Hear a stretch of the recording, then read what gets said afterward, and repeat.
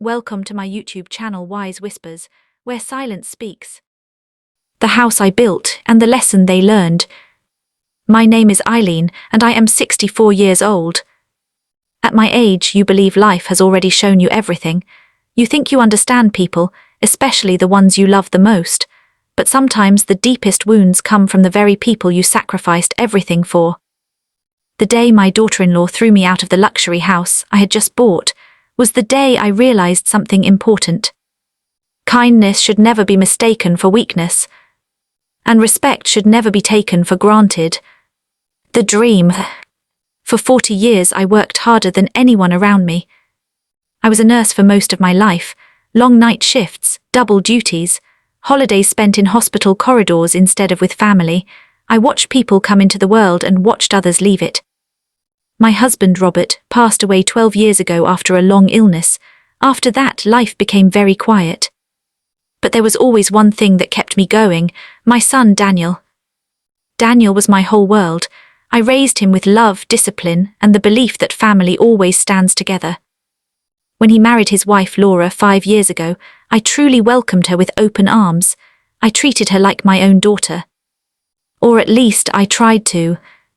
Laura was always polite in front of others, but something about her attitude toward me felt distant, cold, like she was tolerating me rather than accepting me. Still, I ignored the signs, for Daniel's sake. A surprise gift.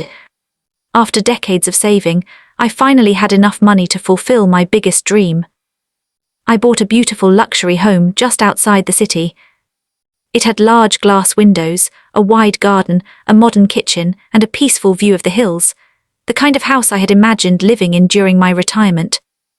But I didn't buy it only for myself. I bought it for my family. When I showed Daniel the house for the first time, his eyes lit up like a child seeing snow for the first time. "Mom, this place is incredible." Laura walked slowly through the living room, touching the marble counter and the tall windows.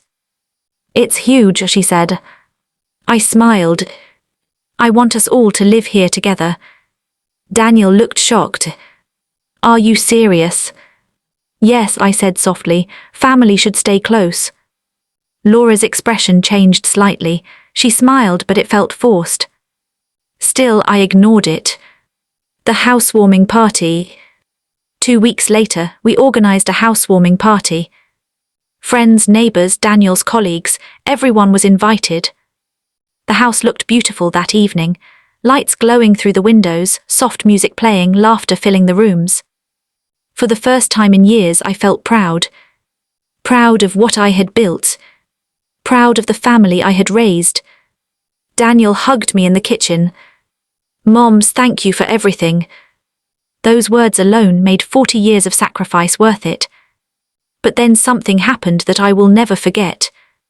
The humiliation. In the middle of the evening, Laura suddenly clapped her hands to get everyone's attention. "Everyone, I just want to say something." People gathered around. She stood beside Daniel, holding a glass of wine. "We are so excited to start our life in this amazing house," she announced. I smiled. But then she turned toward me. "And since this will now be our home, we think it would be best if Eileen finds somewhere else to stay." The room went silent. At first I thought I had misunderstood. "Laura, what did you say?" She shrugged. "You heard me." Daniel looked confused. "Laura, what are you talking about?" She crossed her arms. "Daniel, we're a married couple. We deserve our own space. Living with your mother forever isn't normal." I felt something heavy sink inside my chest. "Laura, I bought this house." She laughed. "Exactly, and you've already had your life. Now it's our turn." Some guests looked uncomfortable. Others pretended not to listen. Daniel finally spoke. "Laura, this is Mom's house." But Laura wasn't done. She looked directly at me and said words I will never forget. "If you really love your son, you'll step aside and let us live here." The quiet response. I didn't scream. I didn't argue. At 64 years old, you learn that dignity is sometimes stronger than anger. I simply nodded. You're right about one thing, Laura, I said calmly. Everyone waited for my response. This is my house. Her smile widened. Exactly. I walked slowly to the front table where some documents were placed. Earlier that day, I had prepared something special. Something Laura never expected. I picked up a folder and handed it to Daniel. Please read this. Daniel opened it, confused. Laura rolled her eyes. What is this now? Daniel's eyes widened as he read. Mom, is this? I nodded. Yes, the truth. Inside the folder were the property documents. But the most important paper was the ownership clause. I had placed the house under a family trust. And the trust had a simple condition. Anyone living in the house must treat all members of the family with respect and cooperation. If any resident attempted to remove the primary owner or created hostility, they would immediately lose the right to live there. Daniel slowly looked up. Laura, what? She snapped. He showed her the paper. Her face turned pale. You mean, I answered calmly. Yes, you just disqualified yourself from living here. The fallout. Laura exploded. This is ridiculous, you tricked us. No, I replied gently. I protected myself. She turned to Daniel. Say something. Daniel looked between us.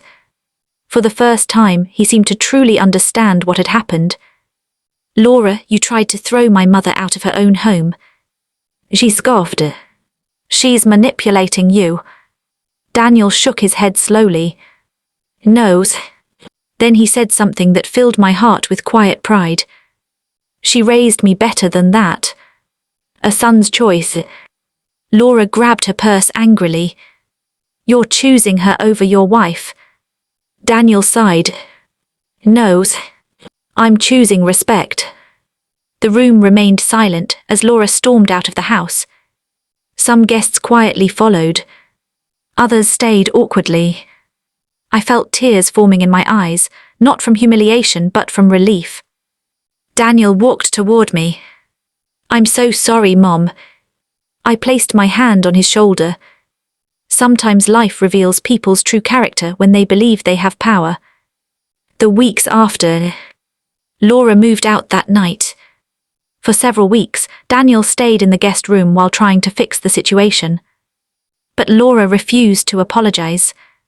Instead, she demanded the house again. Eventually, Daniel realized something painful. Love cannot survive without respect. 3 months later, they separated. It was not the ending I wanted for my son, but sometimes the hardest lessons create the strongest futures. A new beginning. Today, the house feels peaceful again. The garden is full of flowers. Daniel and I cook dinner together sometimes and laugh about the smallest things. Life isn't perfect, but it is honest. And at 64 years old, honesty is worth more than luxury. The moral: respect is the foundation of every family. Money can build houses.